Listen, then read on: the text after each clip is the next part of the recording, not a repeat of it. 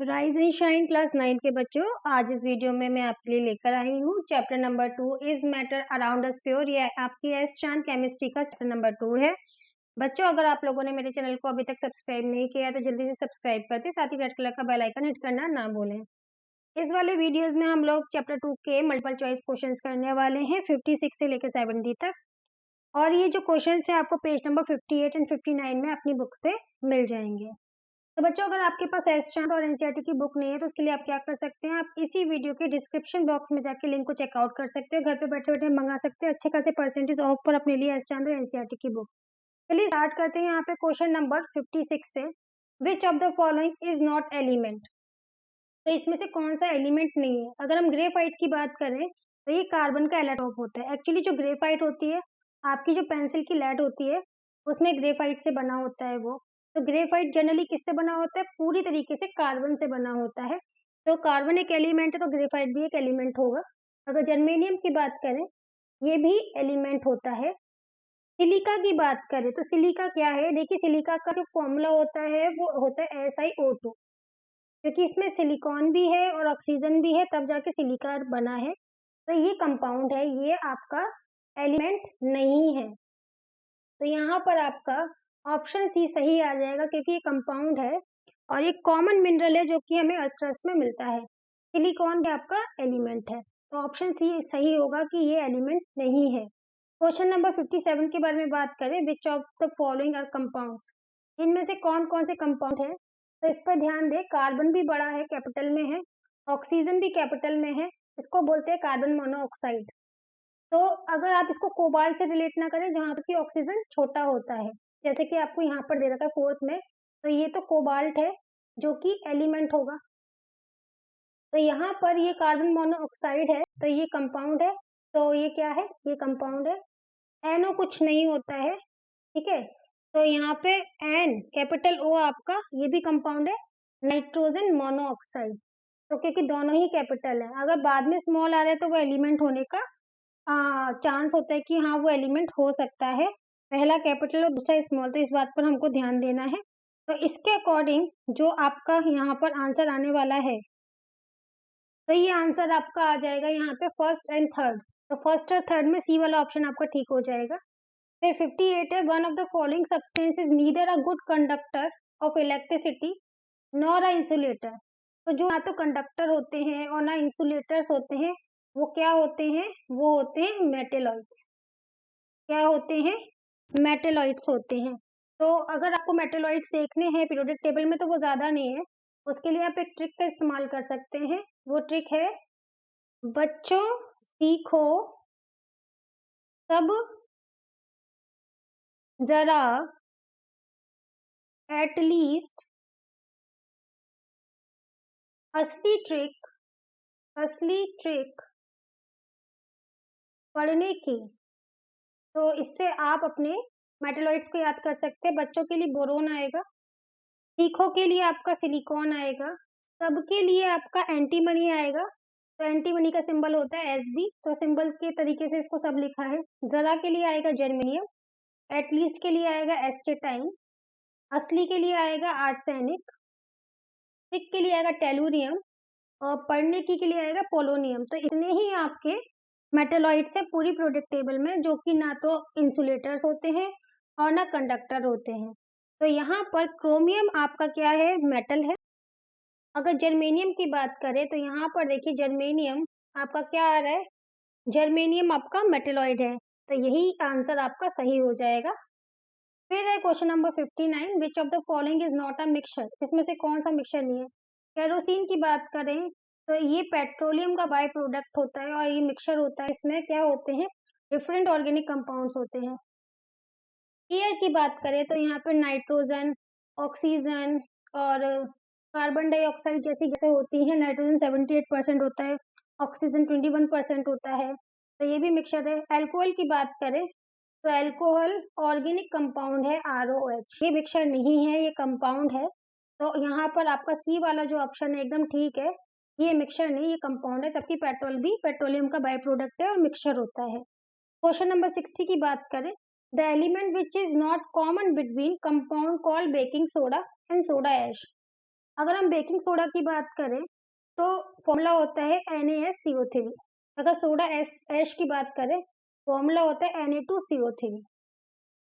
तो ये पूछा है कि इन दोनों में कौन सा जो एलिमेंट है वो सेम नहीं है। तो यहाँ पे Na है, इसमें भी Na है, इसमें C है, इसमें भी C है, इसमें O है, इसमें भी O है, लेकिन इसमें H और इसमें H नहीं है, मतलब हाइड्रोजन कॉमन नहीं है। तो यहाँ पे B ऑप्शन आ जाएगा। तो इसके लिए आपको फॉर्मूला पता होगा तभी आप ये कर पाएंगे। फिर है 61 is malleable and ductile. Malleable का मतलब होता है कि जब आप मेटल्स को क्या करते हैं, हैमरिंग करते हैं तो थिन शीट में कन्वर्ट हो जाता है, जैसे कि एल्युमिनियम फॉइल। डक्टाइल का मतलब होता है जब आप मेटल्स को हैमरिंग करते हैं तो वो थिन वायर्स में कन्वर्ट हो जाता है। तो ये प्रॉपर्टी मेटल्स की होती है। तो इस मेलिएबल एंड डक्टाइल कौन है? मेटल। तो बी ऑप्शन आपका यहाँ पे ठीक हो जाएगा, आ मेटल। 62 है which one of the following is not a metalloid. ये मैंने यहाँ पे देखो ट्रिक दे रखी है आपको, बच्चों सीखो सब जरा एटलीस्ट असली ट्रिक पढ़ने की। Boron, silicon, antimony, germanium, astatine, arsenic and then tellurium and polonium. तो यहाँ पे देख लीजिए, बोरोन है मेटेलॉइड, सिलिकॉन है मेटेलॉइड, गैलीनियम आपका मेटेलॉइड नहीं है, जबकि जर्मेनियम भी मेटेलॉइड है। तो आप मेटेलॉइड को बड़ी आसानी से यहाँ पे याद कर सकते हैं। इसके लिए तो मेरे चैनल को सब्सक्राइब करना बनता है।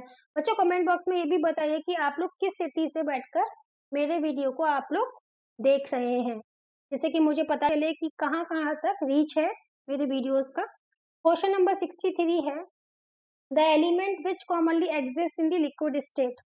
कौन सा एलिमेंट लिक्विड स्टेट में मिलता है?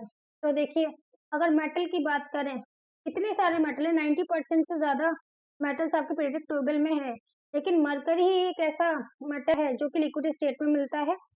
नॉन मेटल की बात करें तो ब्रोमीन आपका है जो कि लिक्विड स्टेट में मिलता है। तो bromine and iodine no, iodine तो पर्पल कलर के सॉलिड स्टेट में मिलता है।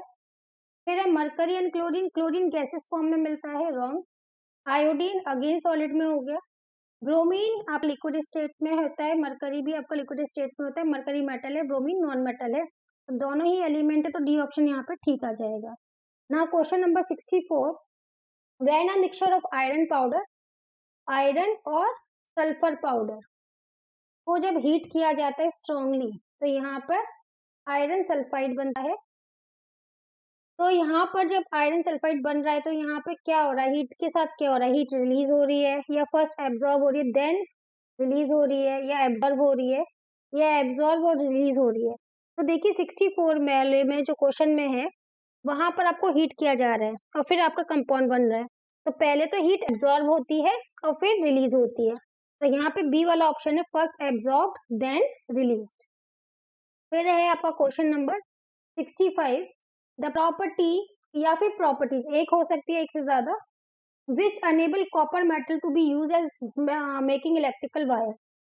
तो इलेक्ट्रिकल वायर बनाने के लिए डक्टाइल होना बहुत जरूरी है मेटल का, साथ ही कंडक्टर होना बहुत जरूरी है, गुड कंडक्टर वो भी।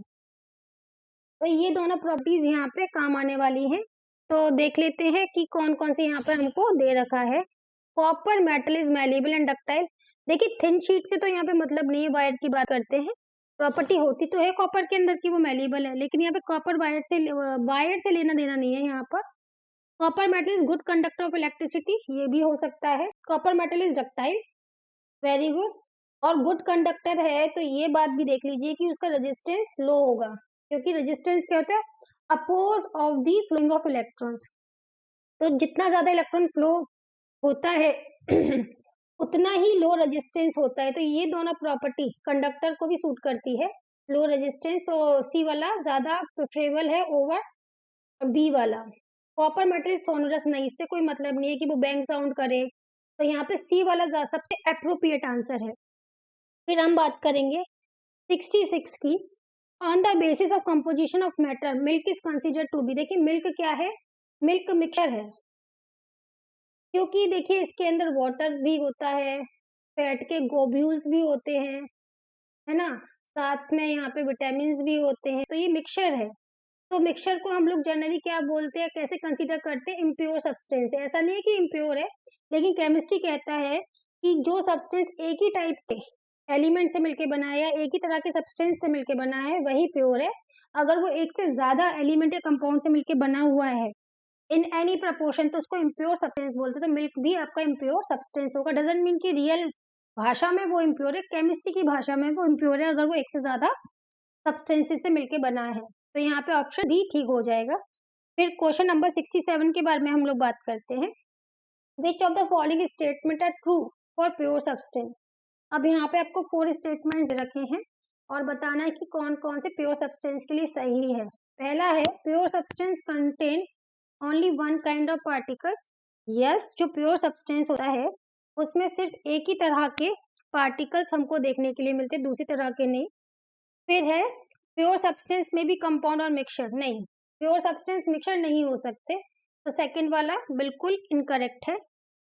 Pure substance have same composition through out. Yes, pure substance होते हैं जनरली कंपाउंड्स होते हैं या एलिमेंट होते हैं, उनका कंपोजिशन पूरी तरीके से सेम होता है, तो थर्ड वाला भी ठीक है। फिर है pure substance can be exemplify by the all the element other than nickel. नहीं, निकल भी आपका प्योर सब्सटेंस है, तो ये फोर्थ गलत हो जाएगा। फर्स्ट एंड थर्ड यहाँ पे ठीक आएगा, तो बी ऑप्शन आपका यहाँ पे ठीक होने। Now question number 68, which of the following are homogeneous in nature. देखिए, होमोजीनियस का मतलब होता है throughout same. Homo means same, जैसे चीनी का पानी होता है, चीनी घोलने के बाद ऊपर से नीचे तक सेम होती है, वहां पे कुछ भी अलग नजर नहीं आता। और मिट्टी के पानी में आप देखिए, कहीं पे मिट्टी ज्यादा कहीं पे कम नजर आती है, तो जो अलग अलग नजर आ रहा है उसको हेट्रोजीनियस कहते हैं, और जो सेम नजर आता है उसको हम होमोजीनियस कहते हैं। तो यहाँ पर कौन कौन से सब्सटेंसेस आपके होमोजीनियस है। आइस देखिए पूरी तरीके से सेम नजर आती है, that is going to be homogeneous. Wood जो है वो पूरी तरीके से सेम नहीं, कहीं पर ज्यादा डेंसिटी कहीं पर कम डेंसिटी नजर आती है, तो वुड सेम नहीं है। सिंपल सी बात है, जो कंपाउंड होते हैं जनरली और एलिमेंट होते हैं होमोजीनियस होते हैं, और जो मिक्सचर्स होते हैं वो हेट्रोजीनियस होते हैं। तो यहाँ पर और मिक्सचर्स में ट्रू सॉल्यूशंस भी होमोजीनियस होते हैं, बाकी जो आपके कोलाइड्स या फिर हम बात करें सस्पेंशन वो आपके हेट्रोजीनियस होते हैं। तो वुड आपकी हेट्रोजीनियस है, सॉइल भी हेट्रोजीनियस है, लेकिन एयर मिक्सचर होने के बाद भी आपका होमोजीनियस है। तो आइस और एयर यहाँ पे सही होगा फर्स्ट एंड फोर्थ। तो जो आपका सी ऑप्शन है वो ठीक है। 69 है, two chemical substance X and Y combine together to form a product P. दो एलिमेंट है एक्स एंड वाई, उन्होंने आपस में रिएक्शन किया और प्रोडक्ट पी बना रहे हैं। तो यहाँ पे पूछा है X and Y can not be broken down simpler substance. X and Y को हम और भी सिंपलर सब्सटेंस में नहीं कन्वर्ट कर सकते, तो इसका मतलब है ये भी एलिमेंट होना चाहिए, ये भी एलिमेंट होना चाहिए। विच of the following statement is true correct about this. तो एलिमेंट और एलिमेंट मिलके कंपाउंड बनाते हैं। तो यहाँ पे पूछा है P is a compound. Obviously जो पी है वो कंपाउंड होने वाला है, तो फर्स्ट वाला ठीक है। Second, X and Y are compound. No, X and Y element होंगे क्योंकि उनको सिंपल सब्सटेंस में नहीं तोड़ा जा सकता। X and Y are elements. Yes, P has a fix composition. Obviously P एक कंपाउंड है, तो इसका फिक्स्ड कॉम्बिनेशन या फिर कॉम्पोजिशन होगा। तो फोर्थ भी ठीक है, तो फर्स्ट थर्ड एंड फोर्थ ठीक है। तो यहाँ पे first third and fourth D option है, तो डी वाला ऑप्शन आपका ठीक हो जाएगा। फिर 70 है, विच of the following does not have a fixed melting point. देखिए, जो मिक्सचर है उसका फिक्स मेल्टिंग पॉइंट और बॉइलिंग पॉइंट नहीं होता। कंपाउंड का fix melting point and boiling point होता है। तो गोल्ड आपका एलिमेंट है, इसका भी फिक्स मेल्टिंग पॉइंट और आपका बॉइलिंग पॉइंट होगा। इथेनॉल जो है वो भी एक कंपाउंड है, इसका भी फिक्स्ड होगा। एयर है वो मिक्सचर का फिक्स नहीं होगा, क्योंकि ये नाइट्रोजन ऑक्सीजन और काफी सारी गैसों से मिलकर बना है, सबके मेल्टिंग पॉइंट और बॉइलिंग पॉइंट अलग होते हैं, इसलिए इसका फिक्स नहीं होगा। तो यहाँ पर ऑप्शन सी सही होगा। ऑक्सीजन भी आपका एक तरह से देखा जाए तो मॉलिक्यूल है, इसका भी फिक्स होगा। बच्चों, अगर वीडियो पसंद आया हो तो जल्दी से चैनल को सब्सक्राइब कर दें। अगर आपने अभी तक नहीं करा है, वीडियो को लाइक करना ना भूलें। कमेंट बॉक्स में आप बता सकते हैं आपकी प्रॉब्लम्स को और वीडियो के एप्रिसिएशन को, किस सिटी से आप इस वीडियो को देख रहे हैं ये भी बता दीजिएगा। Bye bye.